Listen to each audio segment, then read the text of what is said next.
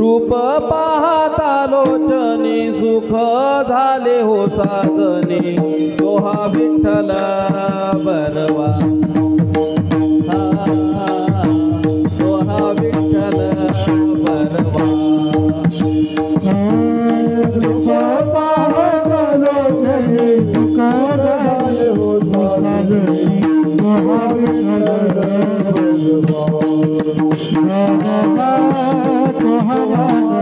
रूप पाहता लोचनी सुख झाले हो साधने तो हा विठ्ठल बरवा तो हा विठ्ठल बरवा रूप पाहता लोचनी सुख झाले हो साधने तो हा विठ्ठल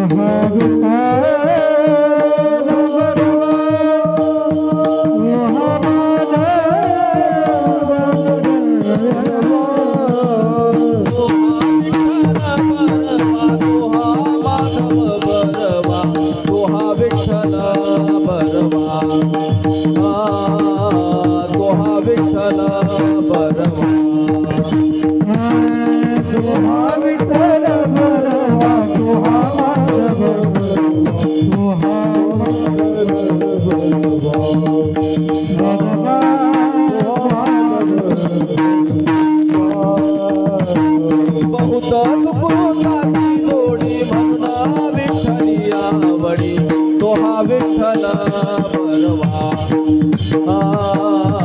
तो हा विठ्ठल बरवा गुरुराजे जोडी मुन्ना विठ्ठल आवडी तो हा विठ्ठल बरवा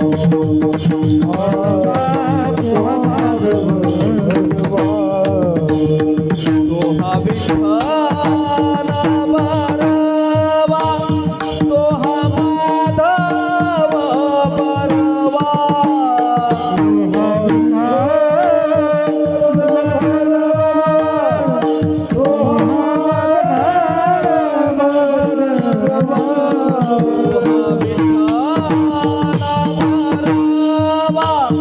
तो हा माधव बरवा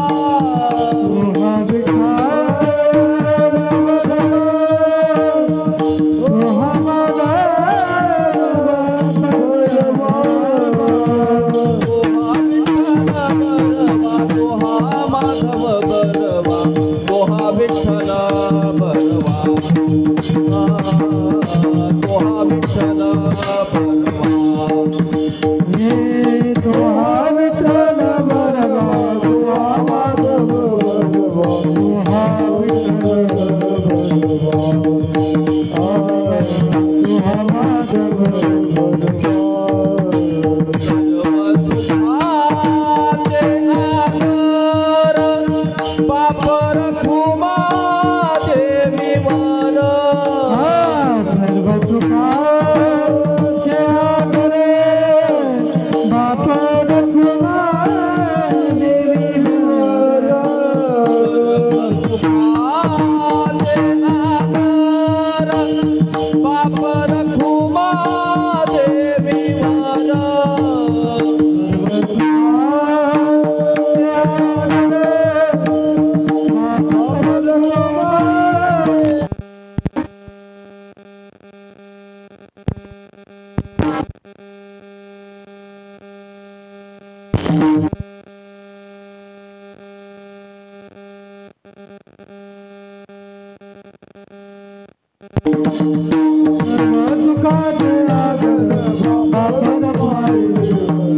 तोहा विठ्ठल बरवा तोहा माधव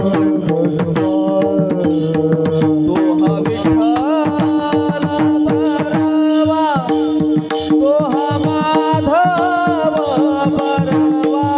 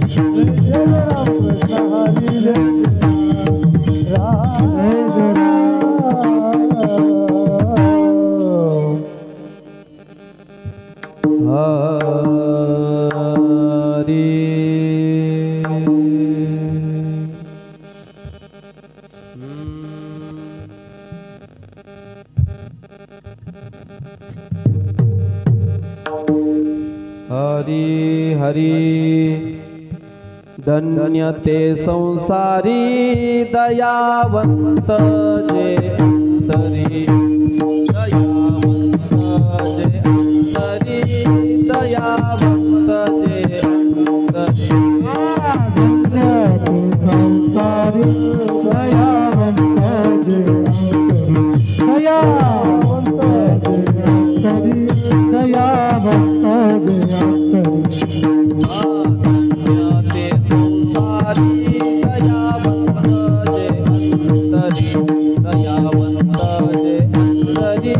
दयावंत जे अंतरी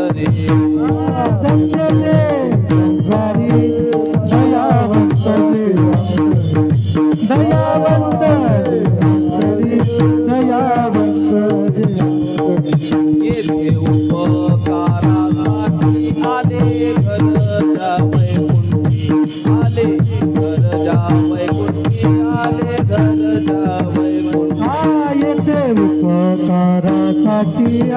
घर आले घर आले घर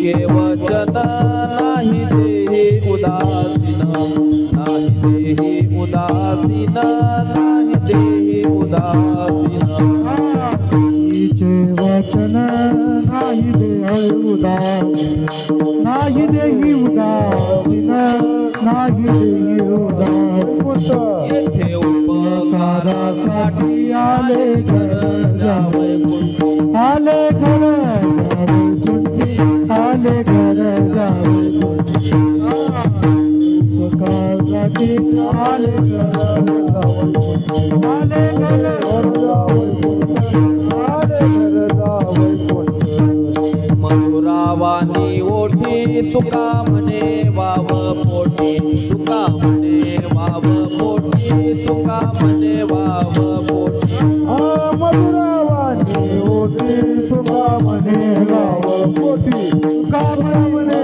वाव पोटी तुका म्हणे वाव पोटी येथे उपकारासाठी येथे उपकारासाठी येथे उपकारासाठी येथे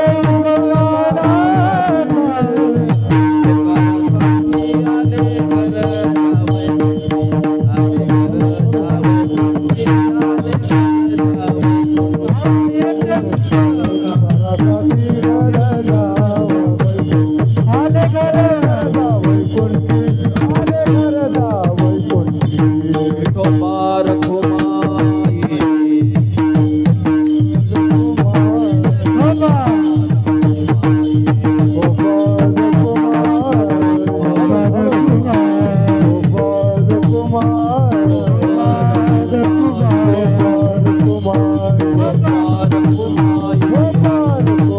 संसारी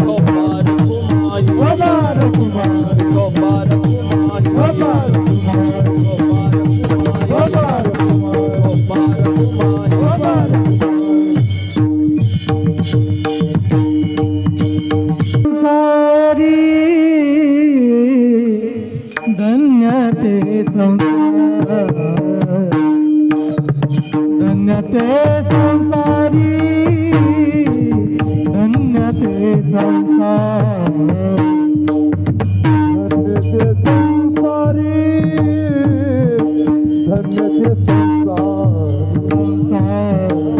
धन्यते संसारी धन्यते संसारी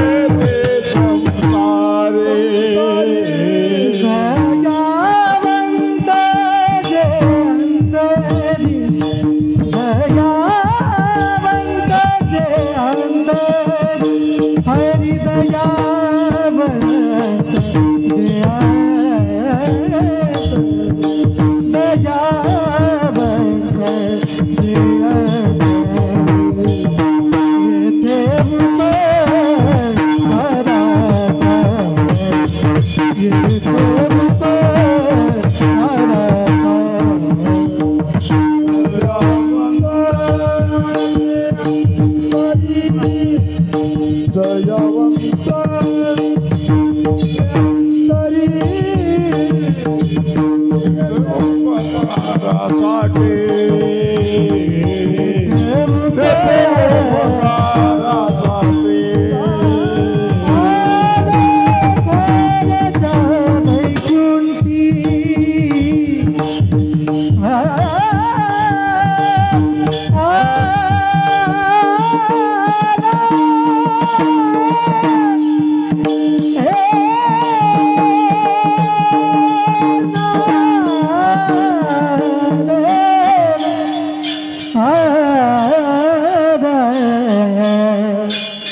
उपकारासाठी घर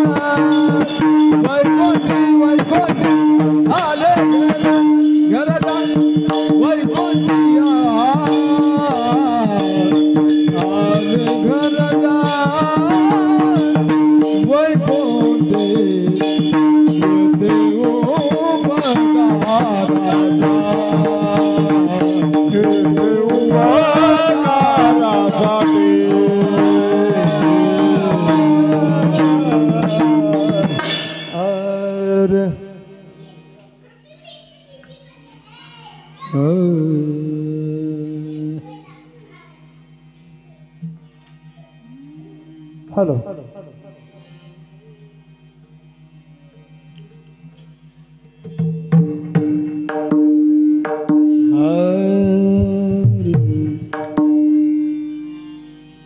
धन्य ते संसारी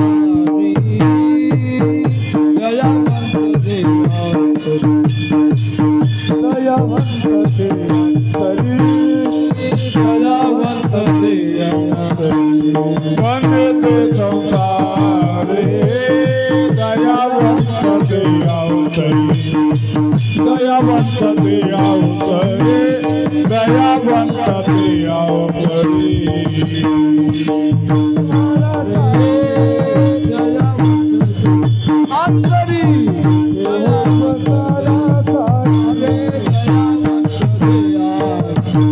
धन्य ते संसारी दयावंत दयावंत दयावंत संसारे दयावंत दयावंत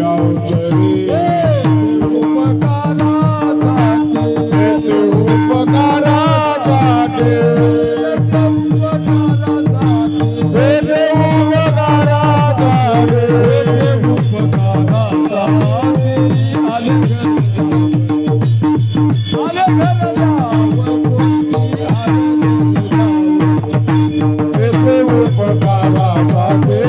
आले गरजा वैकुंठी आले गरजा वैकुंठी आले गरजा वैकुंठी उपकारा झाले ते उपकारा झाले उपकारा झाले ते उपकारा झाले आले गरजा वैकुंठी आले गरजा ते उपकारासाठी आले गरजा वैकुंठी आले गरजा वैकुंठी आले गरजा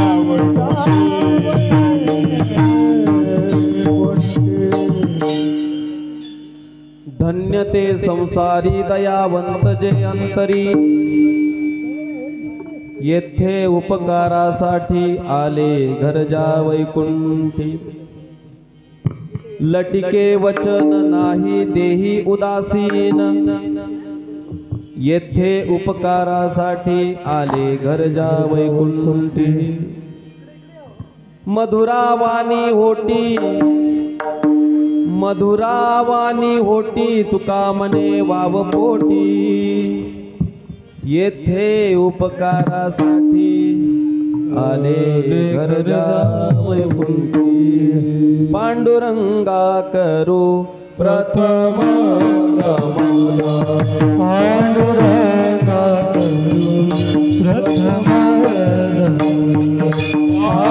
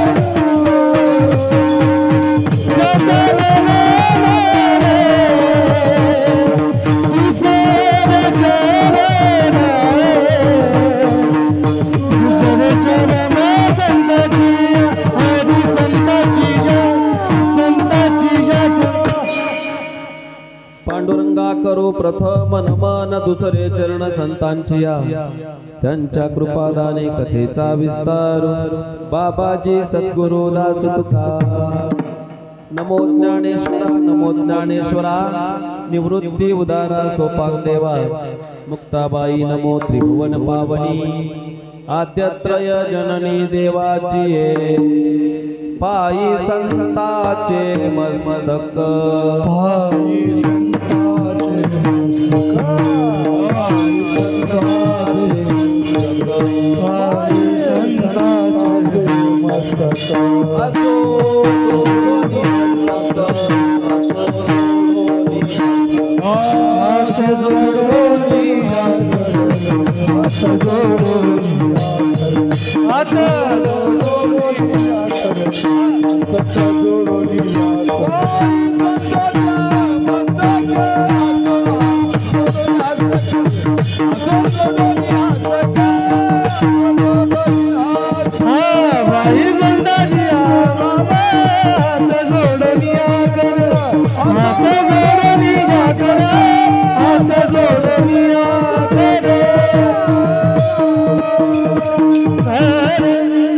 पायी संतांचे मस्तक असो जोडोनी हस्तक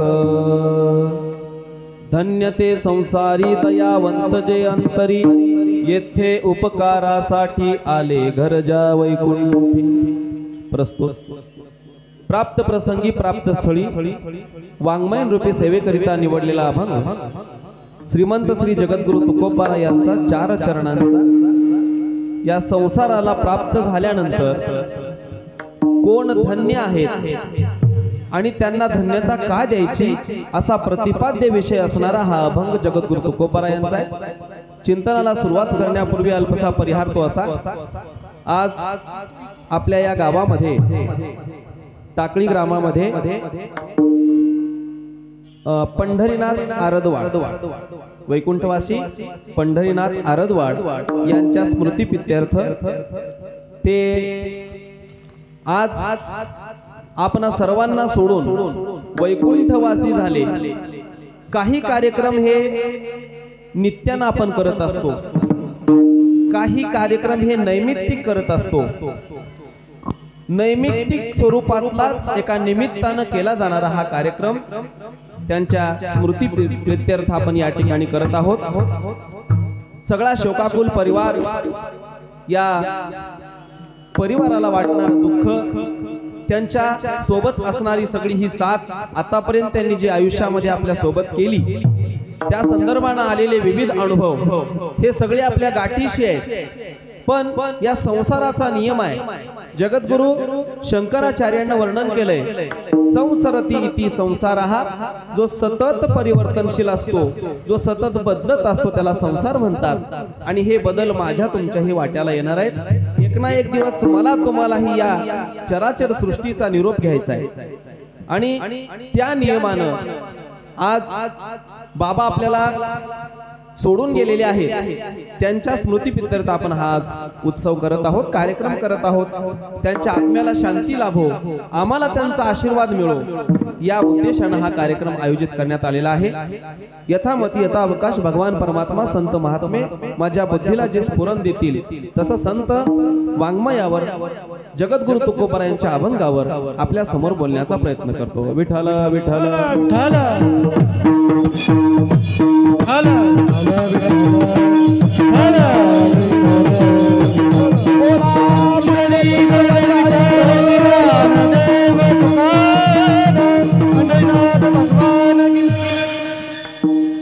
धन्य ते संसारी दयावंत जे अंतरी, येथे उपकारासाठी आले घरजा वैकुंठी. जगद्गुरु तुकोबाराय या अभंगातून संतांचं वर्णन करतात.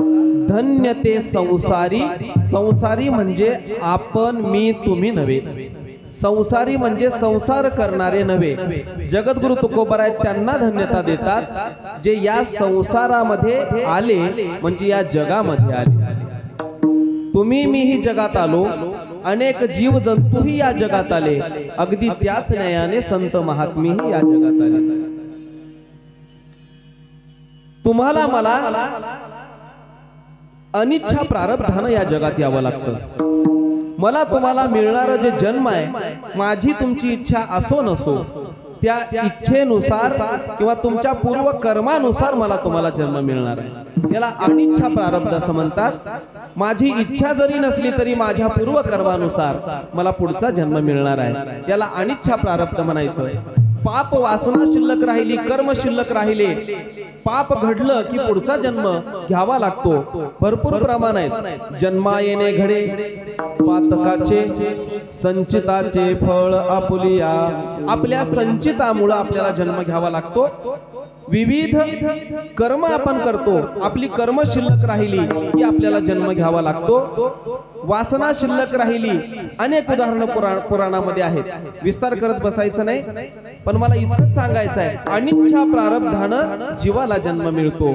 म्हणजे इच्छा असो की नसो, चांगलं कर्म केलो ते कर्माचं फळ सुख भोगण्यासाठी एका शरीराची आवश्यकता आहे. आणि ते शरीर मला तुम्हाला मिळतं. आणि त्या शरीरामध्ये पुण्य असेल तर सुख भोगायला मिळतं, पाप असेल तर दुःख भोगायला मिळतं. अनिच्छा प्रारब्धानं मला तुम्हाला जन्म मिळतो. दुसरा आहे परिच्छा प्रारब्धानं भगवंताला या सृष्टीवरचा अनाचार संपवण्यासाठी, या सृष्टीवर चाललेला जो गैरवर्तणुकीचा प्रकार आहे तो थांबवण्यासाठी संत महात्मे विनंती करतात. भक्ताच्या कल्याणासाठी, दुष्टांचा संहार करण्यासाठी भगवंताला अवतार घ्यावा लागतो. परिच्छा प्रारब्ध आहे. संत मात्र स्वइच्छा प्रारब्धानं या पृथ्वी तलावर येत असतात. स्वइच्छा प्रारब्ध म्हणजे स्वतःच्या इच्छेनं संत या पृथ्वी तलावरती अवतरित होतात. विठ्ठल विठ्ठल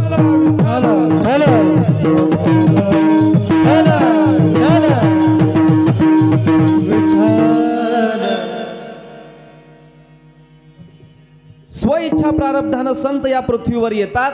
मला तुम्हाला जन्म घ्यावा लागतो, कारण माझं तुमचं कर्म वासना पाप शिल्लक आहे, म्हणून जन्म घ्यावा लागतो. मग संतही येतात, पण ते संतांचं काही पाप शिल्लक आहे म्हणून येतात का? संतांची काही वासना शिल्लक आहे म्हणून जन्माला येतात का? संतांचं काही कर्म बाकी आहे म्हणून जन्माला येतात का? तर याचं उत्तर नाही असं आहे. कारण संतांना हे पाप वासना कर्म या कशाचीही बाधा नसते. मग संत या पृथ्वी तलावर येतात कशाकरिता? कशासाठी संत येतात? बुडत हे जन न देखवे डोळा, येतो कळवळा म्हणून या. माझा तुमचा कळवळा त्या संतांना आहे, आणि त्या कळवळ्याच्या पोटी मला तुम्हाला तारण्यासाठी संतांचा अवतार आहे. संत एक रूप धरून जसं भगवंताचा अवतार आहे, तसं संतांचा अवतार आहे. माझ्या तुमच्यामध्ये सर्वसामान्य माणसाच्या रूपानं ते संत वावरत असतात. त्या संतांची ओळख आपल्याला होण्यासाठी माझं तुमचंही पूर्व सुकृत लागतं. संतांची ओळख सगळ्यांना होत नाही, आणि म्हणून या संतांचा अवतार आहे. स्वइच्छा प्रारब्धानं संत येतात, माझ्या तुमच्या कल्याणासाठी येतात.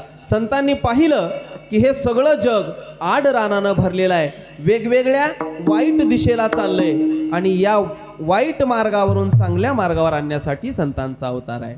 आणि हे संसारी लोक या संतांचं महात्म्य त्यांना कळावं म्हणून दुसऱ्या संतांनी अगोदर होऊन गेलेल्या संतांचं वर्णन आपल्याला संत वाङ्मयामध्ये केलेलं आढळतं, पाहायला सापडतं. अशाच स्वरूपाचा हा अभंग. या अभंगातून जगद्गुरु तुकोबाराय वर्णन करतात. धन्य ते संसारी दयावंत जे अंतरी. या संसाराला प्राप्त झाल्यानंतर ते संतच तेवढे धन्य आहेत. आपण धन्य आहोत की नाही प्रश्न आहे. 4 प्रकारानं वर्गीकरण केलंय. काही जणांचं जीवन हे, काही जीवांचं जीवन धिक जीवन सांगितलंय, त्याचा धिक्कार केलाय संतांनी. तुकोबाराही म्हणतात,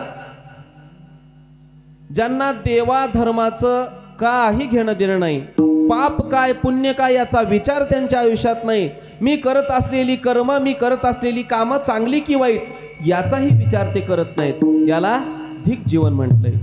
धिक जिने जो पाहिले अधीन, परलोक मान नाही दोन्ही.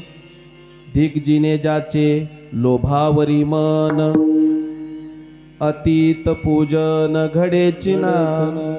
महाराज वर्णन करतात, अरे ज्याचं लोभावर मन आहे, ज्याला फक्त सत्ता संपत्तीची हाव आहे, जो बाईले अधीन आहे, त्याचं बायको पुढे काहीच चालत नाही. अशी एक 7-8 उदाहरणं तुकोबारांनी या अभंगातून दिलीत. ज्याला खूप आळस आहे, खूप निद्रा आहे, जो खूप झोपतो, जो अघोरी खातो, खूप खातो, अशा लोकांचं जीवन जगद्गुरु तुकोबाराय म्हणतात धिक जीवन आहे. त्यांचा धिक्कार केलाय. काही लोकांचं जीवन हे निंद्य जीवन आहे, त्याची निंदा तुकोबारायांनी केली. कोणाकोणाची निंदा केली? या संसारातल्या संसार करणाऱ्या, संसाराचं सगळं ओझं पाठीवर घेऊन वावरणाऱ्या लोकांचा जगद्गुरु तुकोबारायांनी धिक्कार केला. त्यांचं जीवन तुच्छ आहे असं सांगितलं, निंद्य आहे असं सांगितलं. कारेदास होसी संसाराचा खर, दुःखाचे डोंगर भोगावया. त्यांच्यासाठी तुकोबाराय मार्गदर्शन करतात. अरे हे संसारातलं दुःख भोगण्यासाठी का संसाराचा दास होतोस? तुला दास व्हायचा असेल, भगवान परमात्म्याचा दास हो, संतांचा दास हो, त्याच्यात सुख आहे. सुख कशात आहे? मी परवा आपल्या कीर्तनात बोलून गेलो, त्या भगवान परमात्म्याची प्राप्ती करण्यात सुख आहे. हे सगळं सुख सुख नसून सुखाचा आभास आहे. मला तुम्हाला मृगजळाच्या माग जसं हरिण धावतो, धावतो धावतो धावतो ऊर फुटेपर्यंत मृगजळाची गा तळी, तिये दिठी दुरुणी न्याहाळी. ज्ञानोबाई वर्णन करतात, त्या मृगजळाच्या पाठी ते हरिण इतकं धावतं, थोडं पुढं गेल्यानंतर त्याला वाटतं पुढं पाणी आहे, त्याच्या पुढं गेलं की वाटतं आता पाणी जवळच आहे. असं कितीही तो पळत राहिला, ऊर फुटोस्तोवर जरी पळत राहिला तरी पाण्याची प्राप्ती होत नाही, कारण तिथं प्रत्यक्षात पाणी नाहीच. तसं हे संसाररूपी वृक्ष आहे, याला केवळ दुःखाचंच फळ आहे. सुखाची अपेक्षा आपण करतो, सुख मिळत नाही, सुख मिळाल्यासारखं वाटतं, मग संसार करायचाच नाही का? सगळ्या संतांनी संसार केलाय, मला तुम्हालाही संसार करायचा आहे, संसार सोडायचा नाही.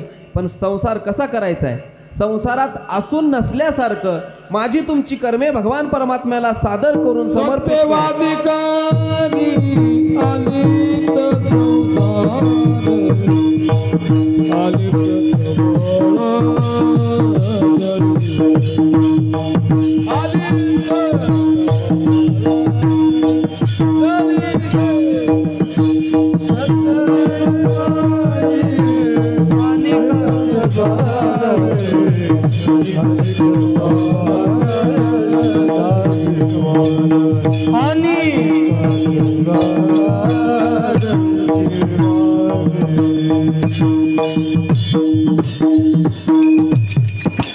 प्रमाण सांगा महाराज. सत्यवादी करी सकळ संसार आलिप्त कमळ जळी जैसे. कमळ कसा असतो पाण्यामधला? त्या पाण्याचा, त्या चिखलाचा त्याला काहीच लवलेश नसतो. तसं एका सत्यवादीप्रमाणे आपण ही संसार नेटा न करायचा आहे, पण संसार तुमचा माझा समजून करायचा नाही, संसार भगवंताचा समजून करायचा. तो संसार संसार राहत नाही, संसारच परमार्थ होतो. याला निंद्य जीवन म्हटलंय. याची निंदा केली आहे, धिक्कार केलाय, निंदा केली आहे. काही लोकांच्या जीवन हे स्तुत्य जीवन असतं, त्याची स्तुती जगद्गुरु तुकोबारायांनी केली आहे. कुणाचं जीवन स्तुती करण्यासारखं आहे हो? एका साधकाची जी दशा असते किंवा साधकाचं जीवन हे स्तुती करण्यासारखं आहे. का साधकाची स्तुती केली? आपलिया हिता जो असे जागता, धन्य माता पिता तयाचिया. जो आपल्या हिताला जागरूक आहे, या संसाराला प्राप्त झाल्यानंतर सदा सर्व काळ त्याच्या अंतःकरणामध्ये तळमळ आहे, मी या पृथ्वीवर कशासाठी आलो, माझ्या जन्माचं प्रयोजन काय, मला या जन्माला येऊन करायचं काय. ही 84 लक्ष येऊन आजूबाजूला सगळे जे जीवजंतू आहेत, या सगळ्यांपेक्षा माझं शरीर काहीतरी वेगळं आहे.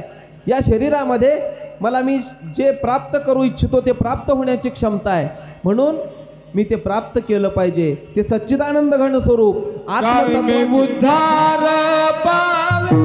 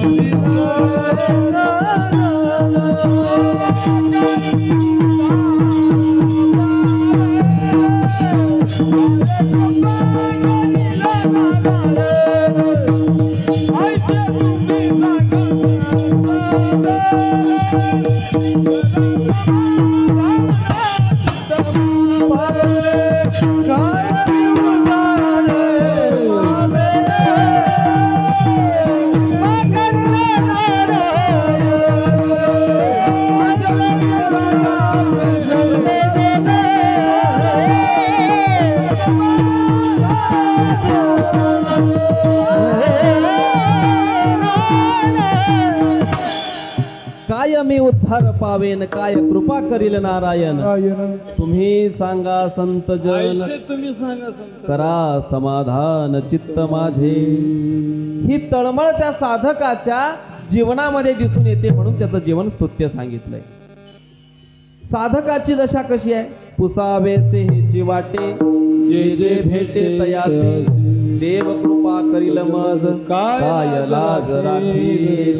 ज्ञानोबा आहे तर कावळ्याला विचारतात, पहिलं तो गे काऊ कोकत आहे, शकून गे माये सांगत आहे, उडवड रे काऊ तुझे सोन्याने मढीन पाहू, पाहुणे पंढरी राऊ घरा कही येती. म्हणजे कुणालाही कोणत्याही अवस्थेमध्ये भेटलेला माणूस सजीव निर्जीव या प्रत्येकाला तो साधक विचारतो, मला देवाची भेट होईल का? त्याच्या मुमुक्षुत्वाची प्राप्ती त्या साधकाला झालेली असते. तो साधक म्हणजेच मुमुक्षु असतो. भगवंताच्या प्राप्तीची, संतांच्या भेटीची तळमळ त्याला असते. कारण त्याला माहिती आहे संसार कितीही नेटाना केलो तो पूर्णत्वाला जाणारा नाही. मग संसार करायचाच नाही का? तर करायचा, पण संतांनी जसा सांगितलाय तसा करायचा. आणि म्हणून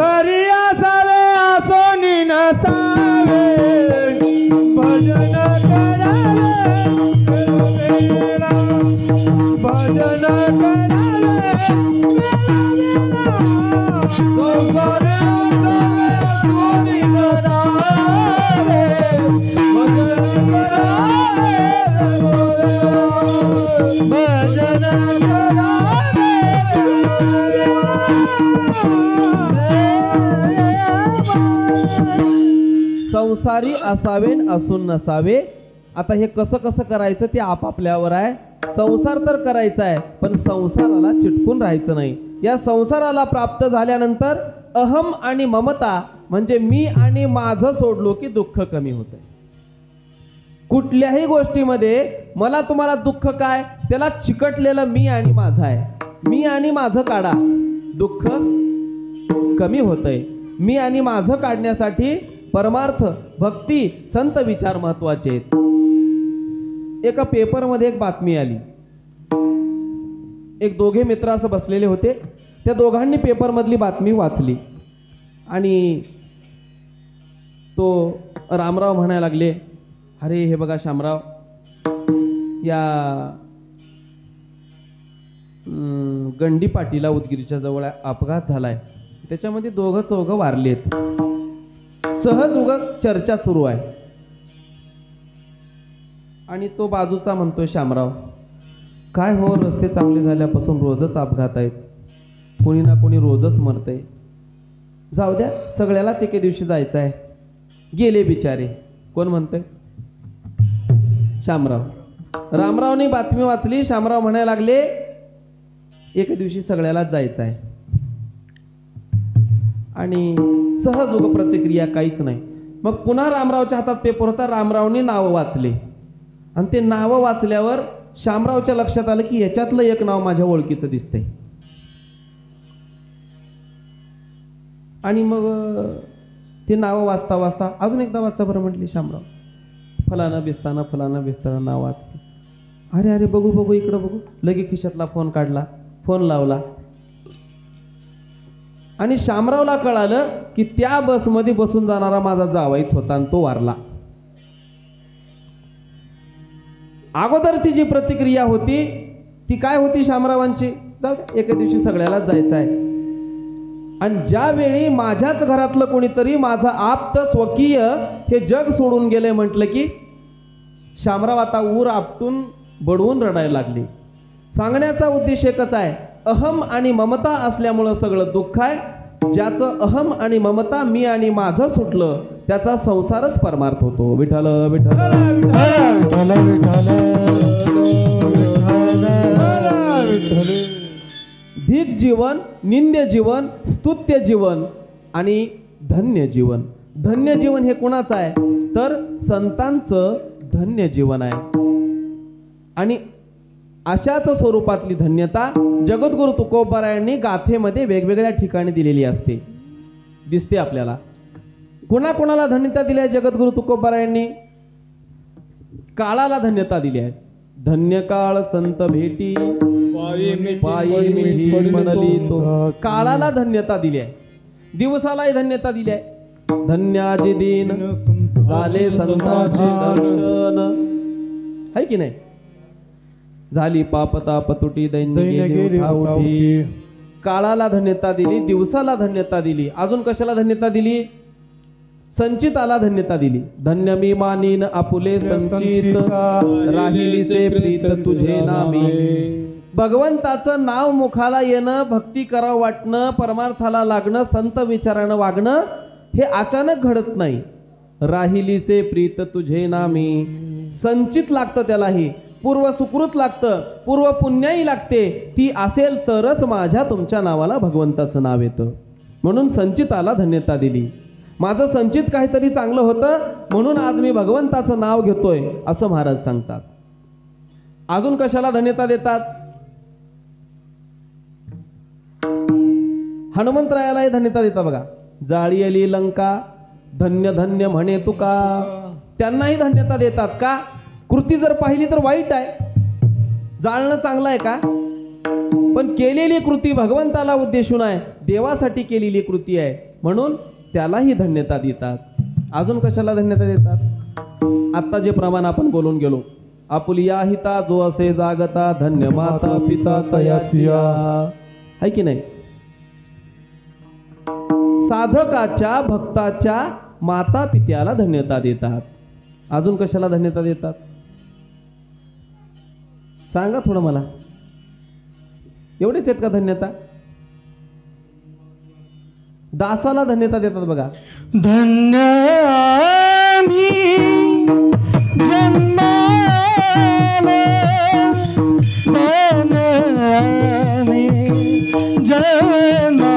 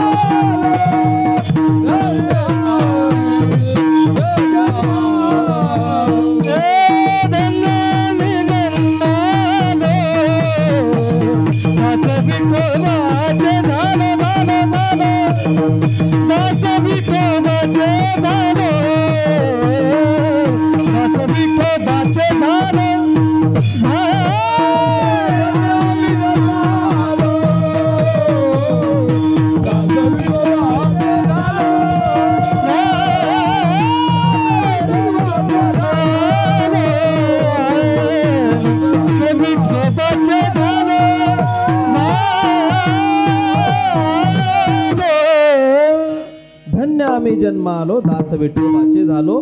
या जन्माला आलो आणि दास विठोबाचे झालो यालाही धन्यता देतात. हे धन्यतेनं तुकोबाराय सांगतात. नुसतं जन्माला आलो याच्यात धन्यता नाही. जन्माला तर सगळे पशु पक्षी मी तुम्ही सगळे आलो, पण जन्माला येऊन काय केलं तर भगवंताचं दास्यत्व पत्करलं. धन्य पुण्य रूप तैसा झाला. धन्य पुण्य रूप तैसा झाला संसार. धन्य पुण्य रूप तैसा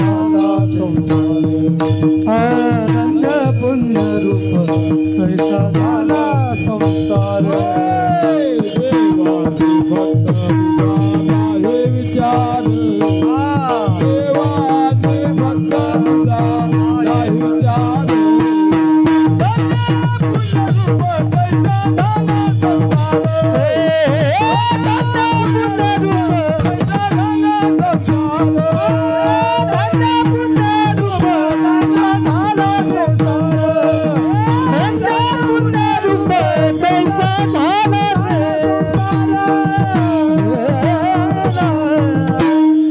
अगदी बरोबर. अशाच स्वरूपाची धन्यता अजून एका अभंगातून पुंडलिकालाही देतात. धन्य पुंडलिके बहु बरे केले निधान आणिले पंढरीचे. असे अनेक आपल्याला प्रमाण तुकोबरायांचे सापडतात की ज्याला धन्यता दिली आहे. आणि अशाच स्वरूपाची धन्यता जगद्गुरु तुकोबराय आजच्या अभंगाच्या पहिल्या धन्य संसारी धन्य संसारी धन्य संसारी धन्य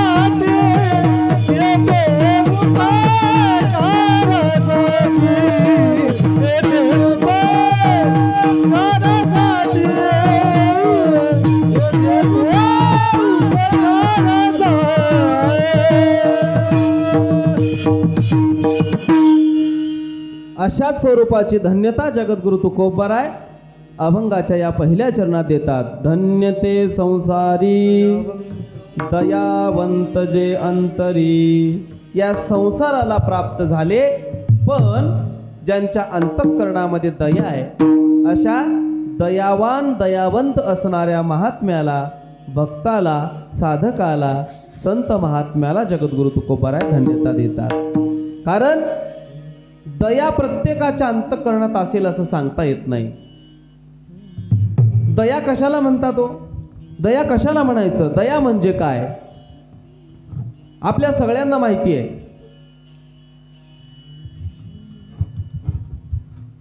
महाभारतामध्ये महाभारताचं युद्ध सुरू आहे. कथाभाग तुम्हाला माहिती आहे, प्रसंगाने आलं म्हणून सांगतो. कौरवाकडची सेना जवळपास सगळी आता संपत आलेली, हार निश्चित झालेली सगळी.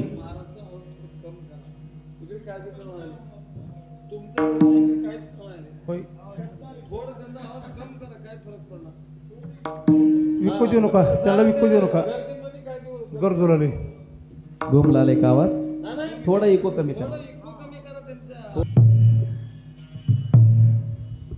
कौरवांची हार निश्चित झाली, अजून थोडं कमी करा.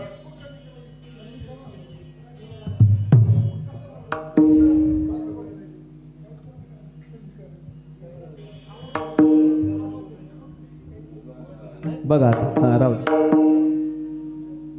थोडा आवाज घुमायला लागलाय. बेस कमी केलो का? या कौरवांची हार निश्चित झाली. टेबल कमी करा, टेबल कमी करा. जवळून बोललं का ते घुमलं काय बी ओळखून आले.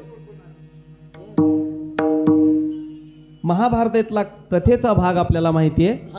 वाह वाह वाह क्या बात आहे. कौरवांची हार निश्चित झाली. आता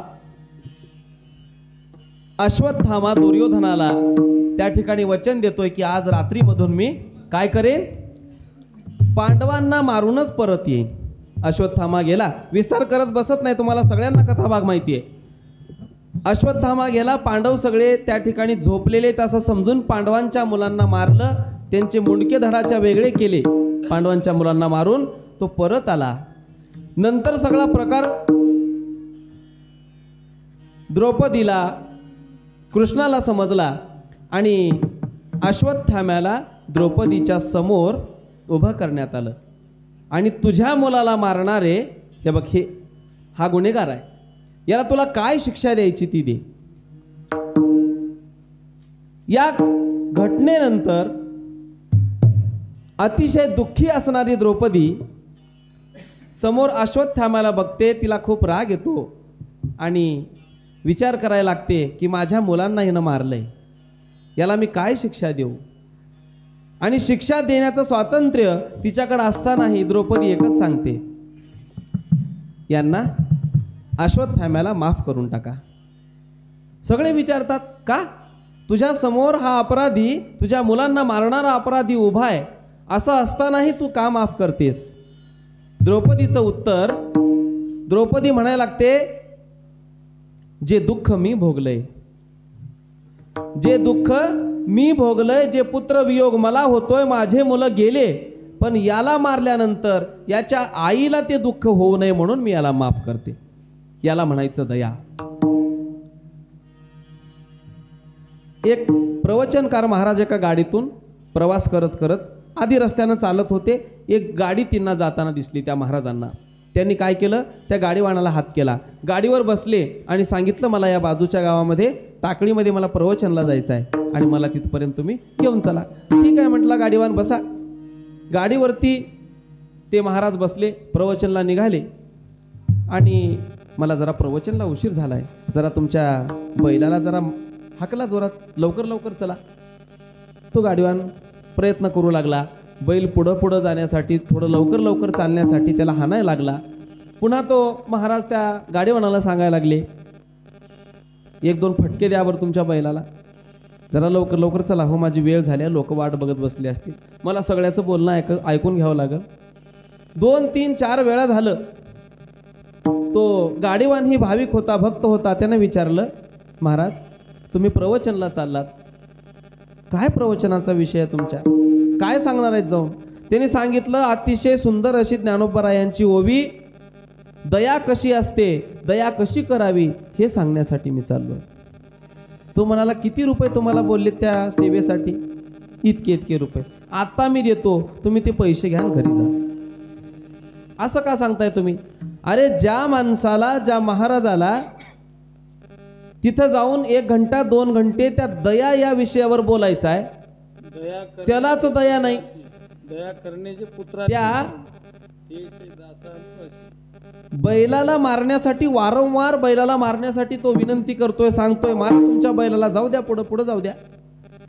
याला दया म्हणता येईल का, किंवा त्यांच्या अंतःकरणात ती दया आहे का, हा प्रश्न उपस्थित होता. आणि त्या भाविकानं, त्या गाडीवानानं सांगितलं, तुम्हाला सांगण्याचा अधिकार नाही. दया कशाला म्हणतात, तुम्हाला सांगण्याचा अधिकार नाही.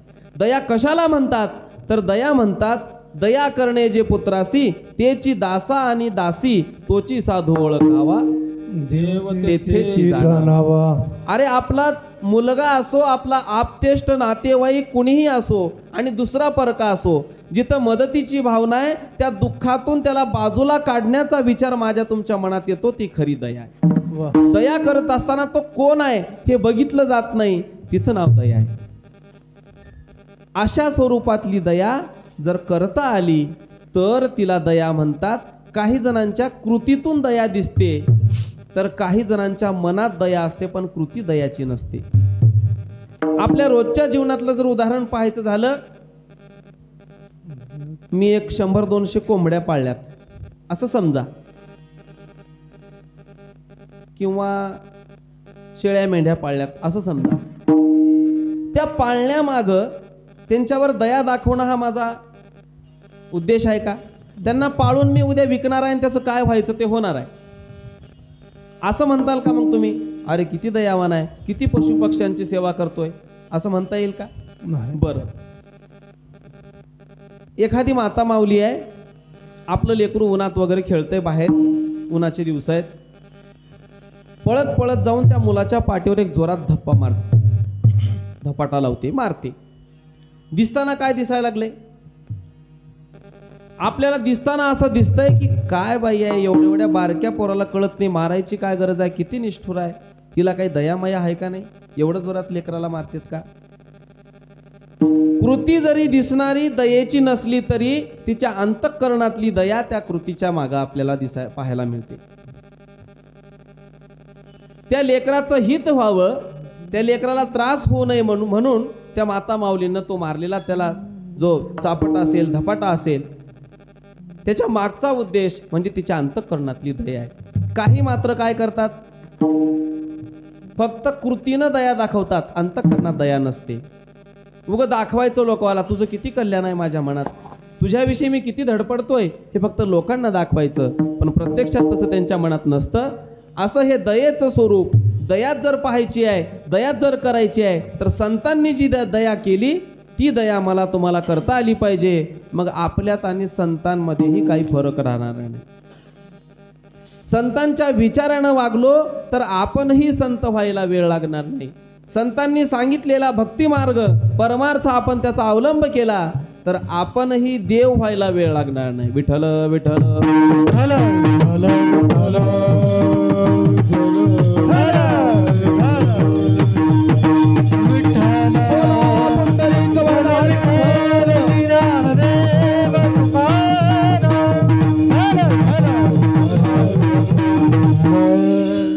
असे हे संत जे धन्य आहेत, जे संसाराला प्राप्त झाले, ज्यांच्या अंतःकरणामध्ये दया आहे, ते कशासाठी या पृथ्वी तलावर आले? अभंगाचं दुसरं चरण. येथे उपकारासाठी,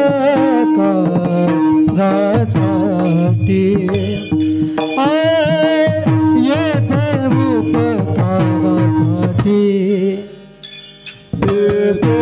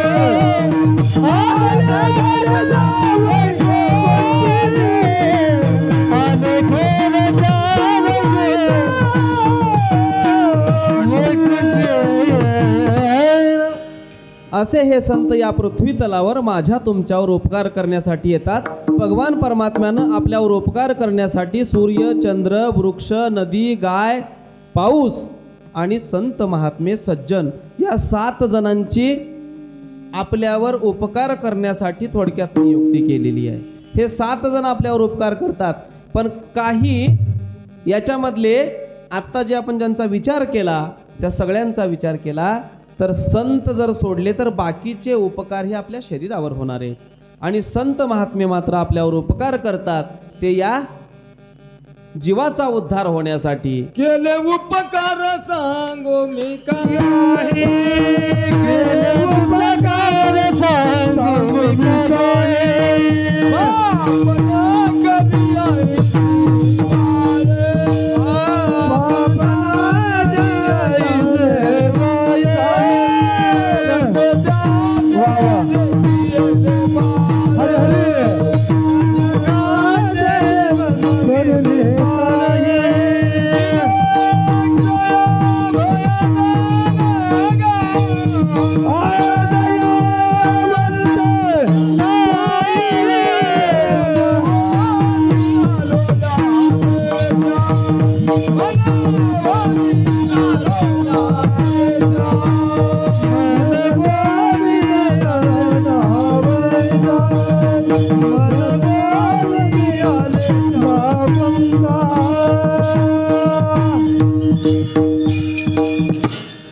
अशाच स्वरूपाचं वर्णन अजून एका अभंगातून महाराज करतात. काय सांगू आता संतांचे उपकार मज निरंतर जागविती. जीवाचं कल्याण, जीवाचं सार्थक किंवा या जीवाचं जीवन सार्थकी लागण्यासाठी काय आवश्यक आहे तर संतांची कृपा होणं आवश्यक आहे. म्हणून आपल्यावर खरे उपकार संतांचे आहेत.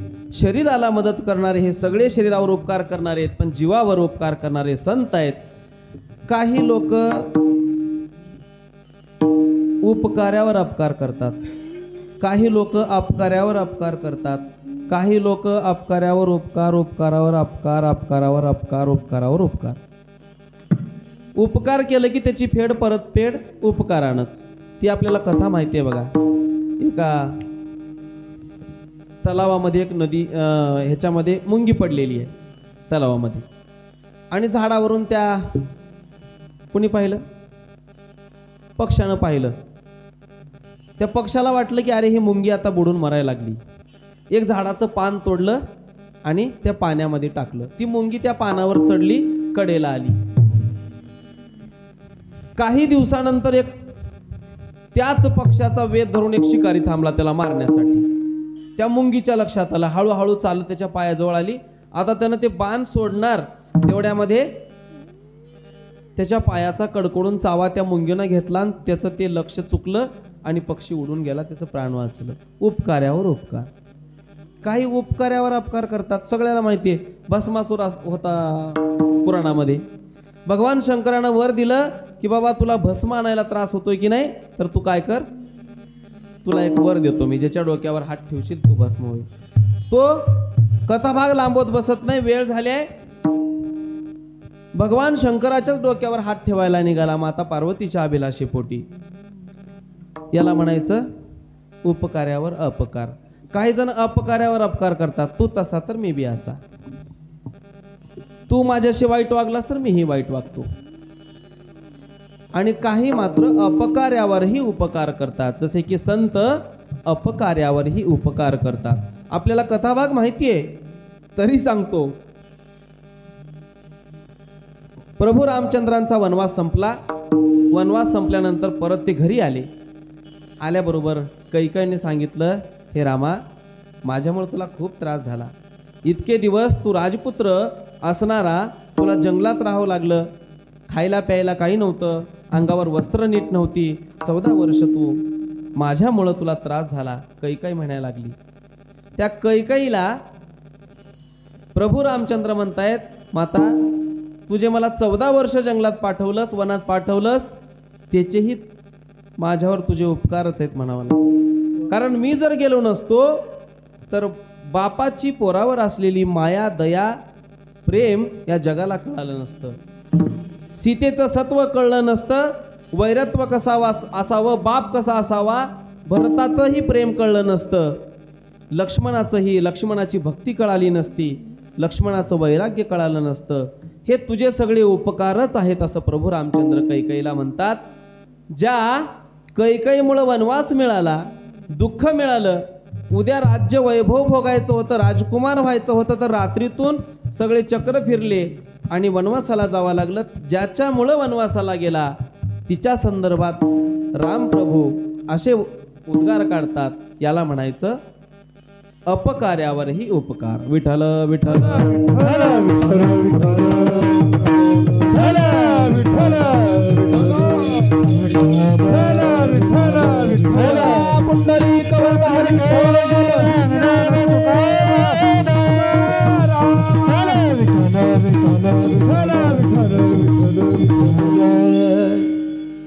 आपल्याला माहिती आहे, एक साधू आंघोळ करून परतत असताना त्या पाण्यामध्ये एका विंचवाला त्यानं पाहिलं.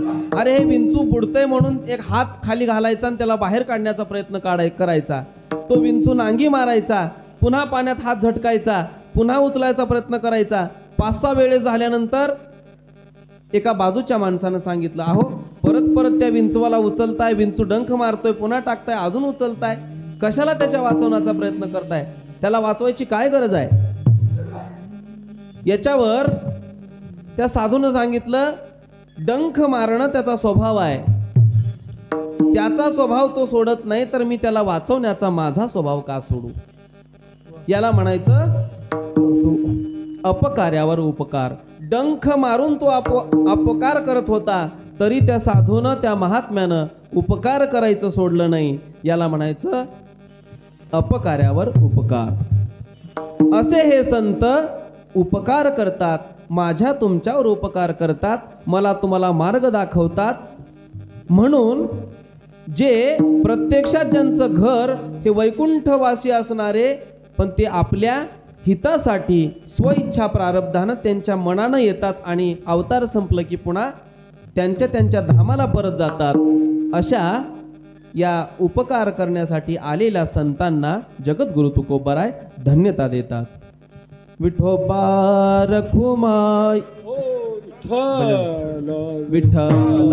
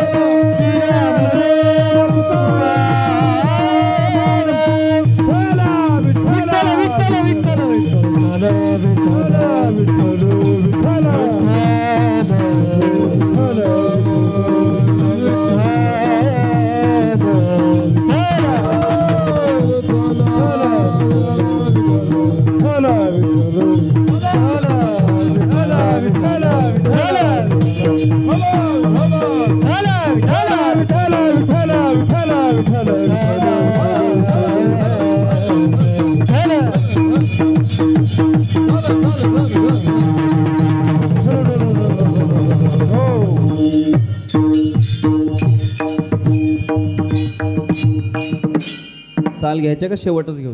शेवट. हा, वेळ झालाय. धन्य ते संसारी दयावंत जे अंतरी, येथे उपकारासाठी आले गरजा वैकुंठी. अशा महात्म्याचं आपल्या जीवनामध्ये सतत होणारं मार्गदर्शन, संत वाङ्मयाचे आपण जर अभ्यासक असाल, संत वाङ्मयाची कास, संत वाङ्मयाचा मार्ग जर आपण स्वीकारलेला असेल, तर माझ्या तुमच्या जीवनाचं कल्याण करणारे संत आहेत. एकदा भजन घेऊ. विठोबा रखुमाई,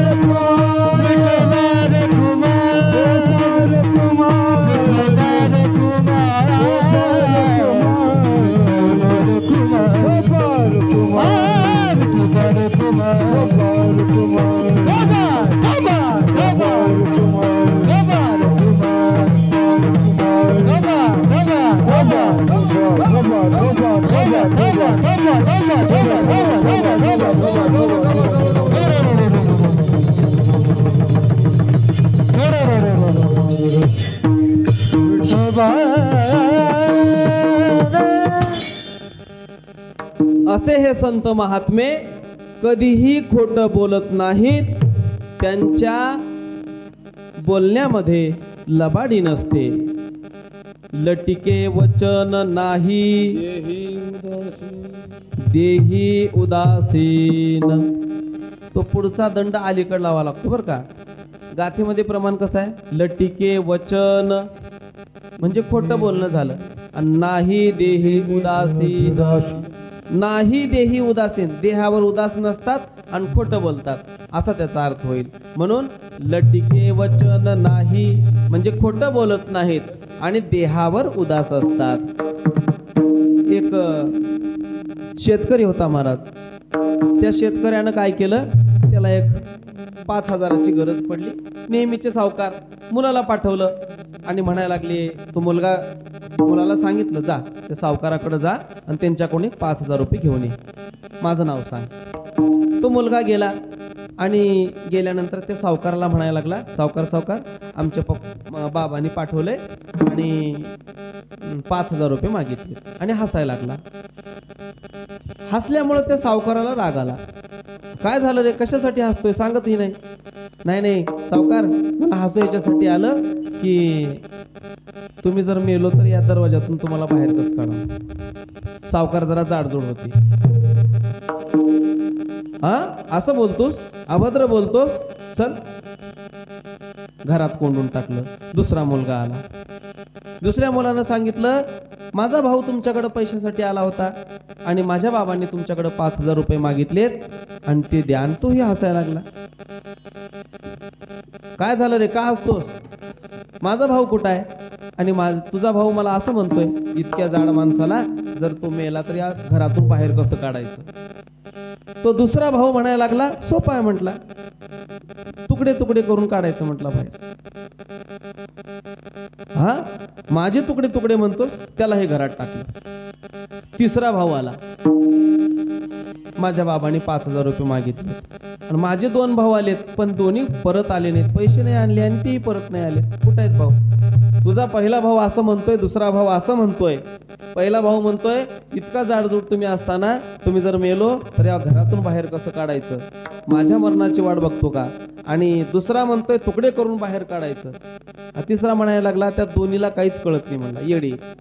बाहेर काढायची आणि तुकडे करायची काय गरज आहे, घरावरच राखेल टाकून फुकून द्यायचं म्हणलं.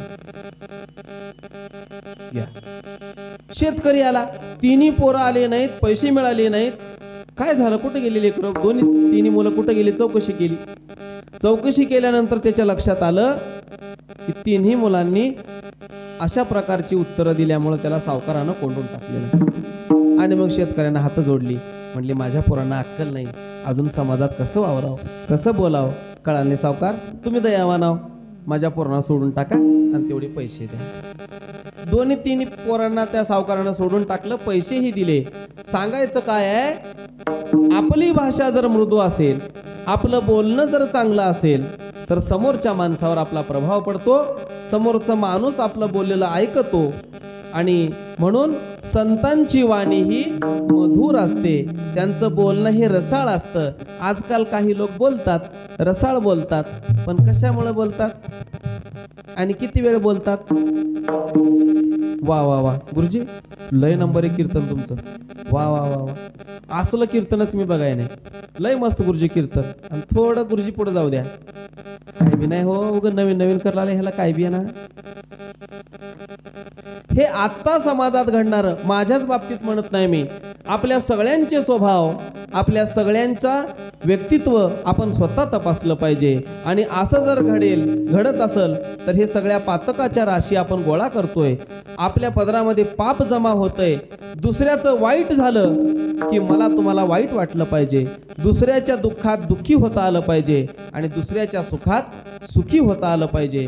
जर असं झालं तरच मी आणि तुम्ही खरे परमार्थी आहोत, खरे भक्त आहोत, असा त्याचा अर्थ होतो. म्हणून मधुरावाणी होती, लटिके वचन नाही देही उदासीन.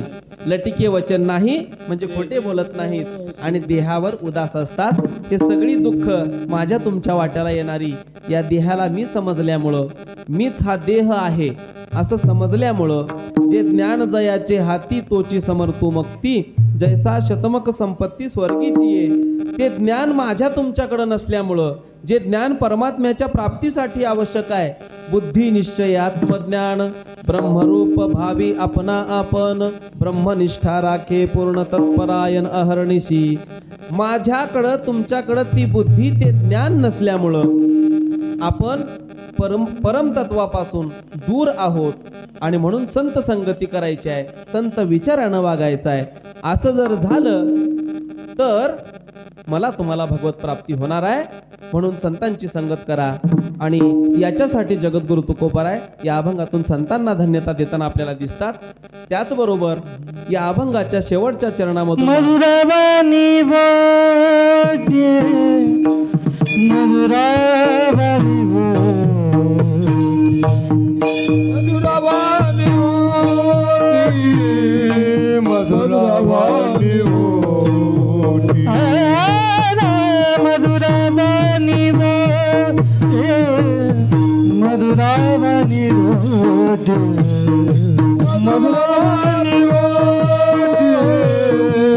मधुरवाणी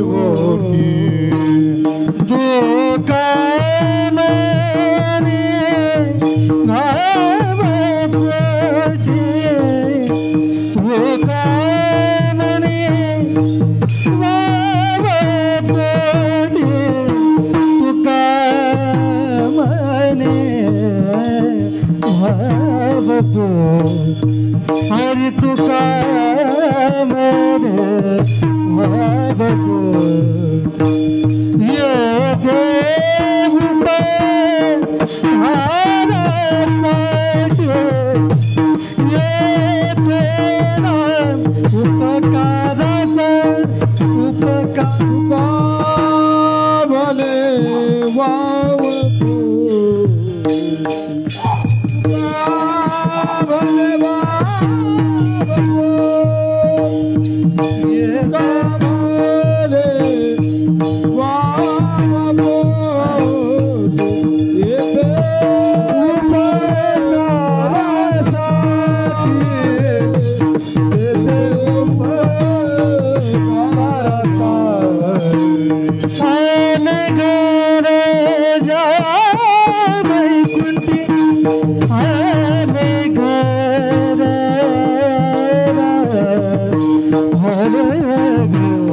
हरे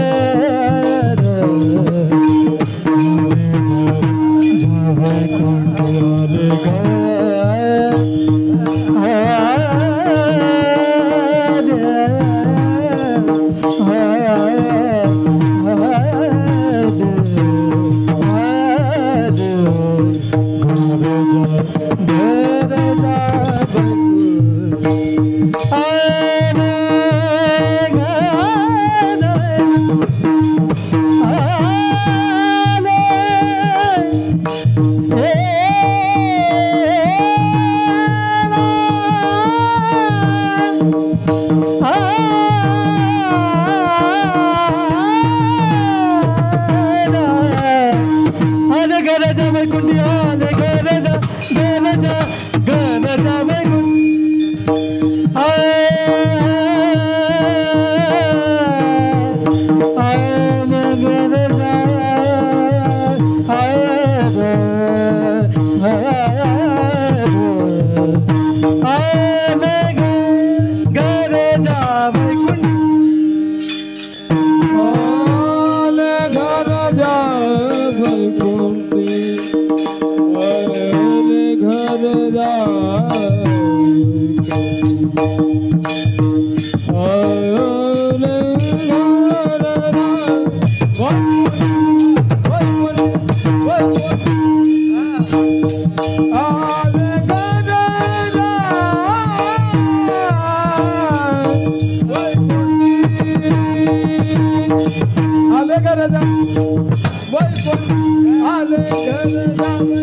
सजनी नी दादा बाबा ममा गगरे सजनी नी दादा बाबा ममा गगरे गमधनी सा गमधनी सा गमधनी सा गमधनी सा गमधनी सा सा सा आले घर जावे कुंडी आले घर जावे ये ऊपर कारा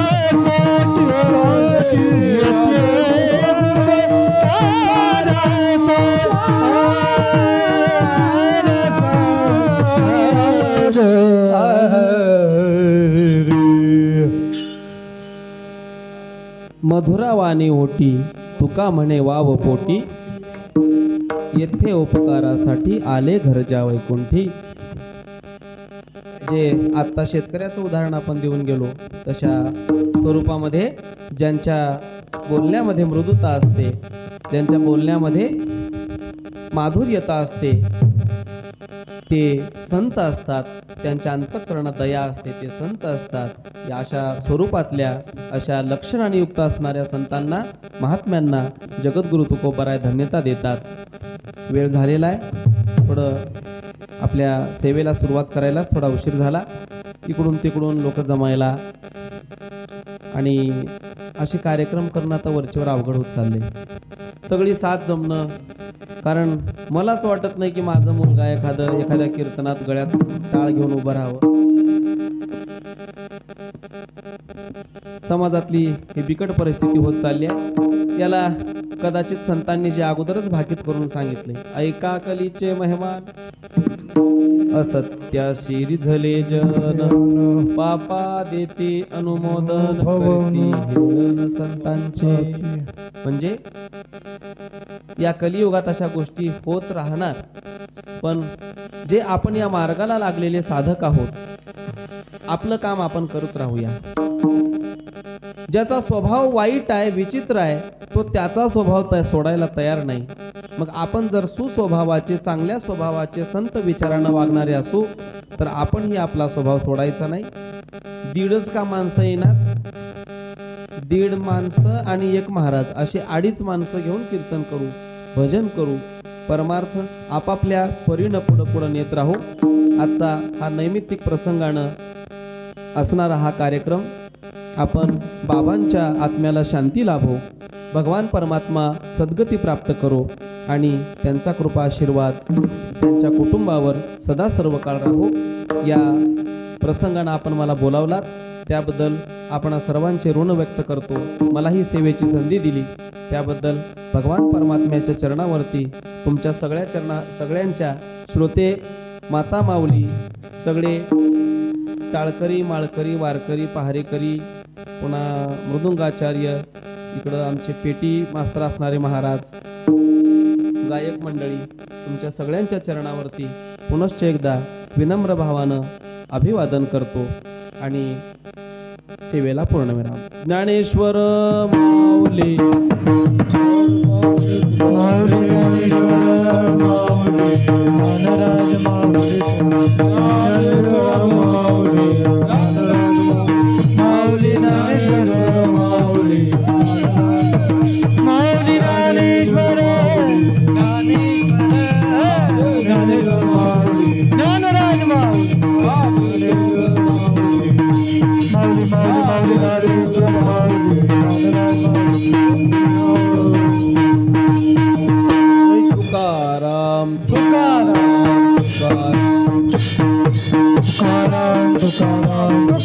पुंडलिक वरदा हरी विठ्ठल ज्ञानदेव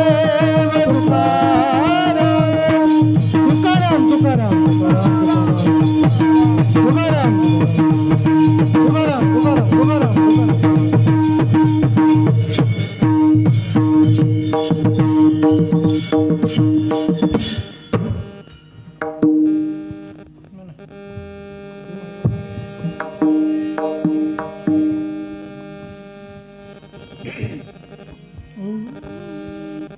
वदिरावानी वाटी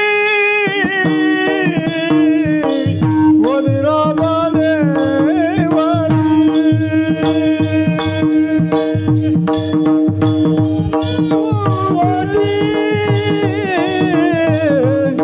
मधुरवानी वाटी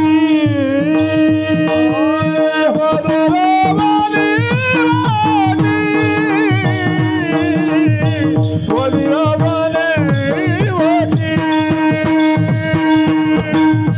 मधुरावानी वाटी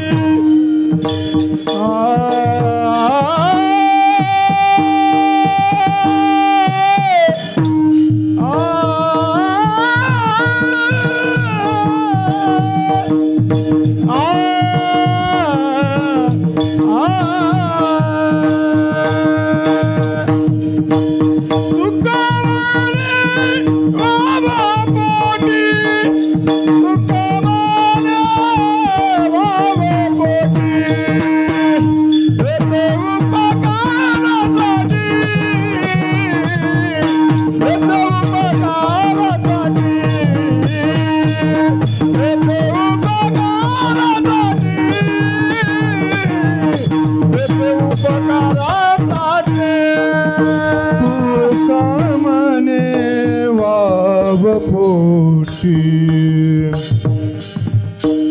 तुका मने वाव पोटी तुका मने तुका मने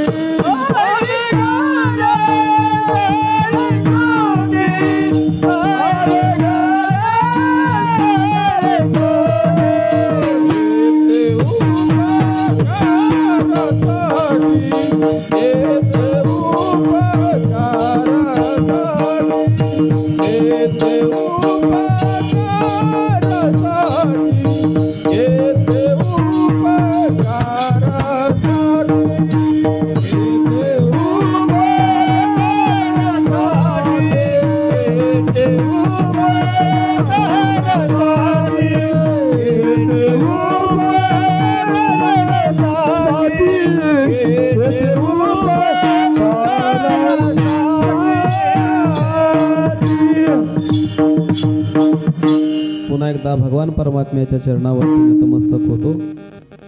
कीर्तनाला साथ चांगली होती. थोडी माझी प्रकृती जरा ठीक नाही. 2-4 दिवसापासून जागरण घडले. त्याच्यामुळं 1-2 गोळ्या खाऊन जशी जमली तशी सेवा तुमच्या समोर या ठिकाणी भगवंताच्या चरणावर समर्पित करण्याचा प्रयत्न केला. एखादा शब्द कोणाला काही चुकीचा वाटला असेल तर तो मोठ्या मनानं माफ करायला अशी विनंती या ठिकाणी अपेक्षा व्यक्त करतो. जय विठ्ठल जय जय विठ्ठल जय जय विठ्ठल जय जय विठ्ठल विठ्ठल जय जय विठ्ठल बोला पुंडरी गोविंद विठ्ठल श्रीराम तुकार